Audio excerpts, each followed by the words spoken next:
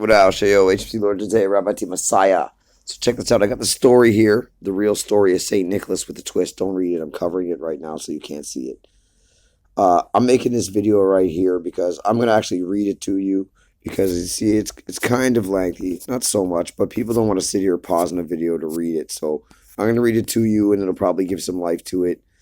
Maybe I'll put some extra stuff into the explanation that's not in here.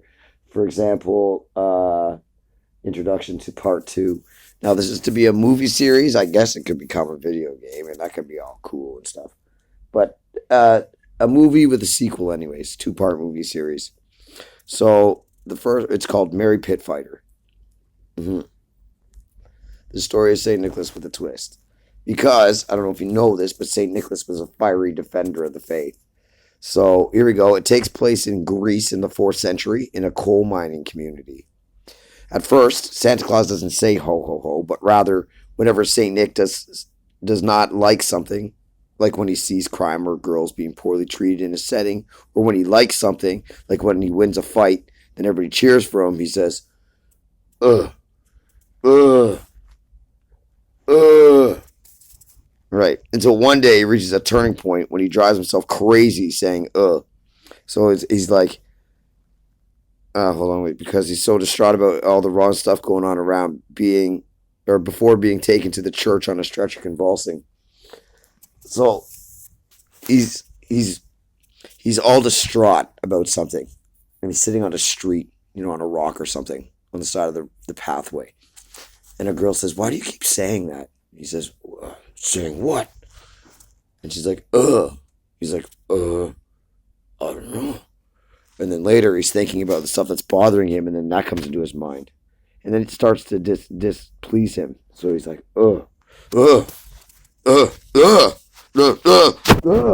He goes crazy, flipping out for like 10 minutes.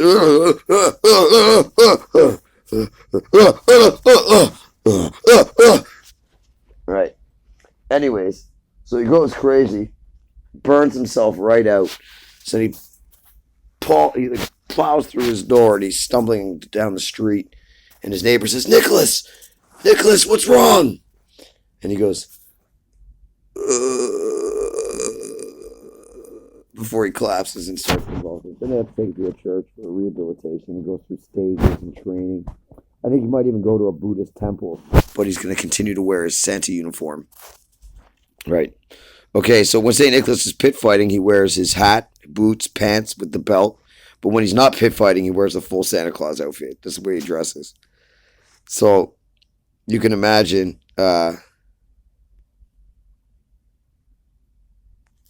Let's see if I have it here. Yeah, so he's sitting in a changing room with a bunch of elves, and they're telling him, Nicholas, you don't really belong here. He's like, ugh. Because he's wearing a Santa Claus uniform in the middle of Greece. Let's see. Where are we? Yeah. I don't know if you know Brian Blessed. Brian Blessed was in Flash Gordon. He's quite a character. He's in King Arthur the Young Warlord. He was in Henry V. He's done some other stuff. He's a comedian. He had his own show, I think. Check him out. He's a good candidate for Santa Claus. He's in his 80s now, but I think he's still robust enough a character that they could do it with a stunt double. Brian Blessed. Be perfect. Anyways, it's a comedy, epic action drama with a little bit of Mrs. Claus. He does not get his ho until somewhere near the end of the first movie. I didn't want to tell any more story. Anyways, upon hearing the news that 2 young girls are about to be sold into slavery to pay a debt, he begins to become enraged. Then he starts to have flashbacks. This is after he's gone to the church and healed himself, or been healed. Before the threatens to come back. As a pit fighter, St. Nicholas is a humble guy who's conflicted. He really doesn't belong in Coal Town, Greece. Besides all the crime that goes on enrages him. Fighting his pit fights is how he deals with his rage because he always ends up fighting bad guys. Getting punched by Santa Claus is like getting kicked by a reindeer. But there's no blood. You don't see any blood. You just see bruises. Black, blue, green, purple welts, yellow. And every time Santa Claus beats up a guy in a pit fight. He reaches down into a bag he keeps in his corner. Then he walks up to the guy laying on the ground. He throws a lump of coal at his feet. Then he says, "Ugh, you belong in a coal mine." And some of the guys he's going to fight, something like Jaco Frosta, Verde de Grinche, Hattie Trey Ballas, Henry the Potter, Ebenezer Squeezer, Abom Nobelis Noma, and Cruel de Vil. That's Jack Frost, the Grinch, Frosty the Snowman, Mr. Potter, Ebenezer Scrooge, Abominable Snowman, and Cruella de Vil in male form. Cruel de Vil, Cruel from the village, will go down like this. St. Nicholas will be holding him by the hair at the top of his head with one hand in a fist. His other hand will be perched back, ready to drill him before it starts shaking, and then boom! You don't actually see the connection, but from another angle, you hear a big bang. Then you just see a puff of smoke, either a bang or a poof. Cruel de Vil wears a coat made of baby chickens. After the fight, St. Nicholas takes the coat, then takes it outside, like cradling it in his hands. And once he takes it outside and shaking the coat, he brings them back to life. "You're free, babies. Go, babies." Henry the Potter tries to bribe St. Nicholas with clay coins in the ring. When it doesn't work, Henry the Potter has his hand wraps dipped in sap with pot shards and dripping all over the ring. Ugh. So St. Nicholas beats the crap out of Henry the Potter before grabbing him by the pants, jamming his face in the tree sap, then mopping the floor with his face. Then St. Nicholas throws him into the corner of the ring so that his head is touching the mat, but his feet are dangling over the ropes. But St. Nicholas does not like that, so he gives Henry the Potter a massive knee to the gut. At this, Henry the Potter stands pinned straight, with his head on the mat like a mop in the closet, but with a distraught look on his face. But that's not good enough for St. Nick either, so St. Nicholas knees him again in the gut so that Henry the Potter has a smile on his face. That's one fight. Every time St. Nicholas hits Hattie Trey Ballas, great bits of sweat like snow. Little snow chunks fly off of him. And you hear his elves cornermen, "Wear him down, Nicholas! Yeah, pound the shit out of him!" Hattie Trey Ballas has a long nose, which at the end of the fight is broken in the middle, dangling. At the beginning of the fight, he's pear-shaped man, who's always gyrating his hips. And St. Nicholas doesn't like it. Stop it! Stop it! At the end of the fight, he's skinny because St. Nicholas pounded the shit out of him. And rather than dropping a coal at Hattie Trey Ballas' feet, because Hattie Trey Ballas is sitting against the ropes in the corner, St. Nicholas walks over to his bag and pulls a lump out of the coal. Then you see him walking over. Douche. Oh yeah, and he turns to Hattie Trey Ballas before he walks over, actually. So he reaches down, grabs the lump of coal out of the sack. Then you see a shot where it's like his elbow down, his elbow to his feet, and you see Hattie Trey Ballas in the corner. Then he turns to Hattie Trey Ballas, and then you see his hand go, and he breaks it into two pieces. Then he walks over to Hattie Trey Ballas. Douche. And he drops the coal at his feet, and he goes, BAM! Just drills him in the face, right? Breaks his nose. Then he takes off his hat, and he whips it to the back wall, and it bounces off the wall and falls into a garbage can. Nobody even sees it. Nobody even sees. Where are we?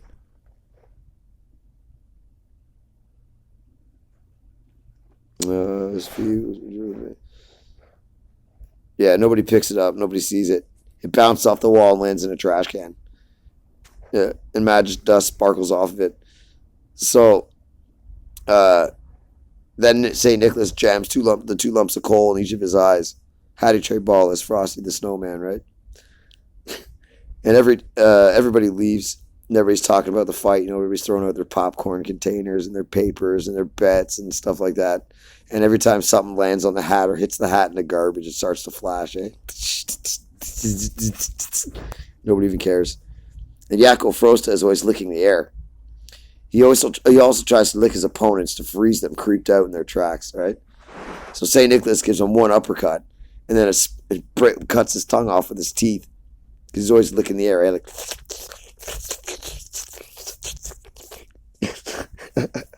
one uppercut and his tongue flies up in the air. And he's like, ugh! And then St. Nicholas roundhouse kicks his tongue, bounces off the back wall, and lands in the same garbage can. And St. Nicholas is sitting there like, ugh, ugh. Pleased with that. Abominabilis Noma is a big dude with white hair, white beard, hairy body, all white. Clothes with just with a cloth covering his area. And Abominabilis Noma says to Nicholas in the ring, says St. Nicholas in the ring, I saw you in a vision, Nicholas.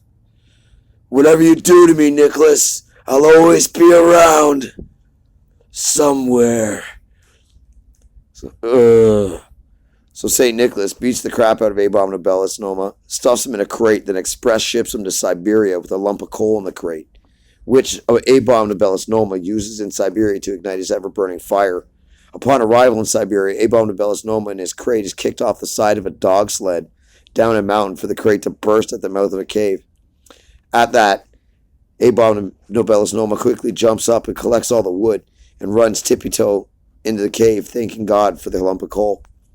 Verde de Grinche has green skin, yellow teeth, yellow eyes. He robs vineyards for a living. He's always putting new wine in old bottles. That's why he's always eating glass, because new wine in old bottles makes the bottle burst. Verde de Grinche is always eating grapes whole. That's his taunt. He just throws a grape in his mouth and swallows it. So St. Nicholas beats the crap out of him, then drags him to his corner, reaches into a bag for a lump of coal, then drags him outside by the scruff of the neck before planting his ass in the wayside. Is like slamming him down on the ground, by the scruff of the neck. Like, with a lump of coal in his mouth. But of course, he's face down with his ass up in the air. So St. Nicholas gives him a kick, good hoof in the ass. Just winds up and kicks him. And then his body stands up straight, planted on his face, with one leg dangling in front of him, one leg behind him. And later, you'll come back next year and he'll still be there, but he'll have a grapevine growing out of his ass. It's a comedy.